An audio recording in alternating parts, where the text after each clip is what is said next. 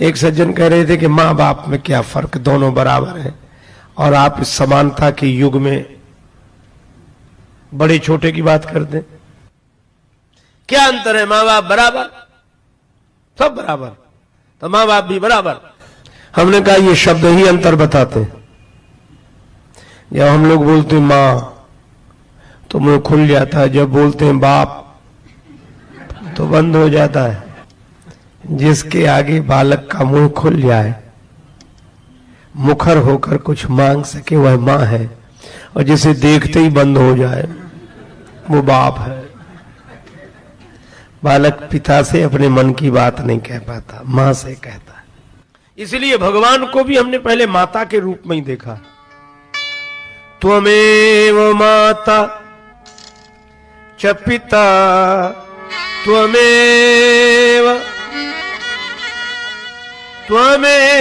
बंधुश्च सखा त्वमेव।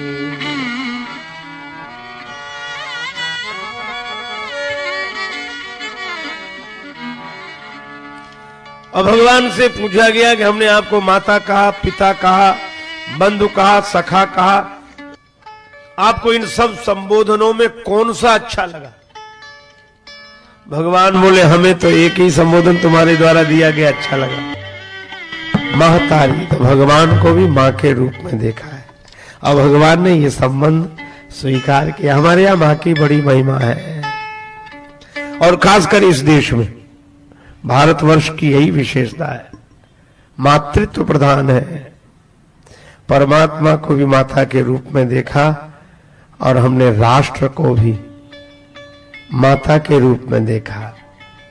यही देश है जहां गंगा माता, गौ माता, गायत्री माता, पृथ्वी माता के साथ साथ भारत माता की जय बोली जाती है। भारत को भी माता के रूप में देखा। दुनिया में और भी देश हैं, आपने कभी चीन माता की जय सुनी? जापान माता, पाकिस्तान माता, भारत माता। क्योंकि हमारी अपनी सोच है, माता की महिमा है। यहां तक कि आदि कवि महर्षि वाल्मीकि, ब्रह्मर्षि वाल्मीकि जी कहते हैं कि राम जी का चरित्र महान है, इसमें कोई संदेह नहीं, पर सीता यास चरितम महान। श्री सीता जी की महिमा राम जी से भी अधिक है। इस युग के अनोखे और अपने आप में अद्भुत संत स्वामी श्री विवेकानंद जी ने कहा था कि श्री राम जैसा आदर्श उपस्थित करने वाला कोई सदाचारी संस्कारवान व्यक्ति भले ही एक बार फिर जन्म ले भी ले, पर सीता ऐसी देवी का जन्म बार बार नहीं होता, बार बार स्थिर। राम जी की क्या महिमा, अच्छा बताओ। एक कवि ने बड़ी अच्छी बात कही, लंका में सताते रहे क्रूर आतताई वृंद, श्री जानकी जी को लंका में सताते रहे क्रूर आतताई वृंद, बाल किंतु चिंता की, कृपा की ना कृपान की। और राम जी गए थे वन एक बार जीवन में, किंतु वनवास गई दो दो बार जाने के। राम जी एक बार वन गए, इसीलिए तो महिमा है।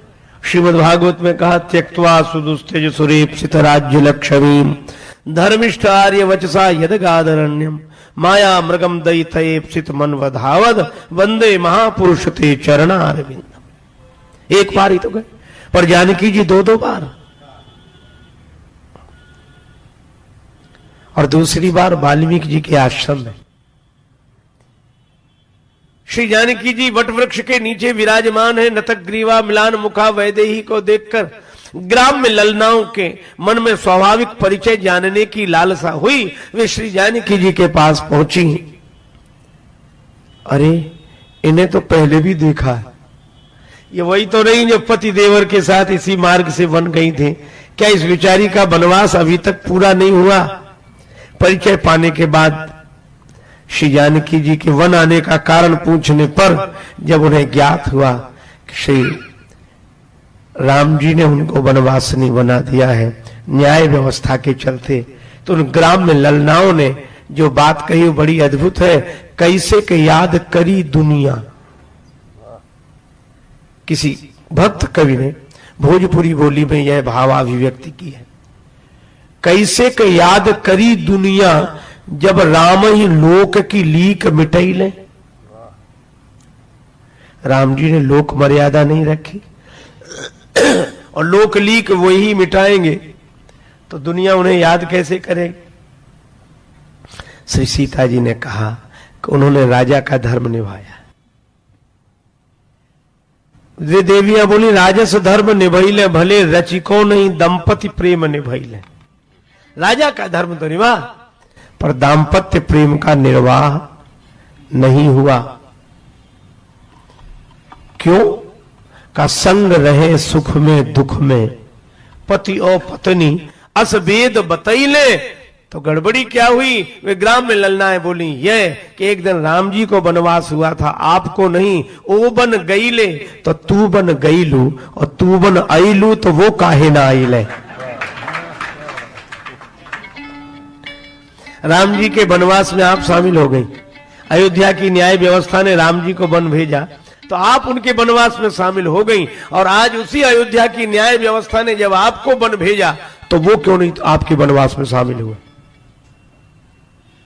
श्री जानकी जी के पास इसका कोई उत्तर नहीं था, पर माता वैदेही ने दोनों हाथ अपने कान पर रख लिए कि मैं श्री राम के विरुद्ध एक शब्द भी नहीं सुनूंगी। देवियां बोली विरोध तो हम भी नहीं कर रहे क्योंकि राम जी विरोध के लायक नहीं, महान है, उनकी अपनी मजबूरी, अपनी महानता। लेकिन जो लगा सो कहा। चलो वाल्मीकि जी से फैसला करा। महर्षि वाल्मीकि जी के पास गई। वाल्मीकि जी ने दोनों की बात सुनी तो बोले राम हो या रावण हो, बलि चाहे बामन हो, यश अपयश शेष जग में रहेंगे। और जब जब चर्चा चलेगी श्री राम जी की, सियाजू की महिमा में तृण के सम बहेंगे। आगे आगे राम सदा पीछे पीछे सिय चली, अब आगे आगे सिय राम पीछे ही रहेंगे। राम सीता कोई ना कहेगो, सब सीता राम सीता राम कहेंगे।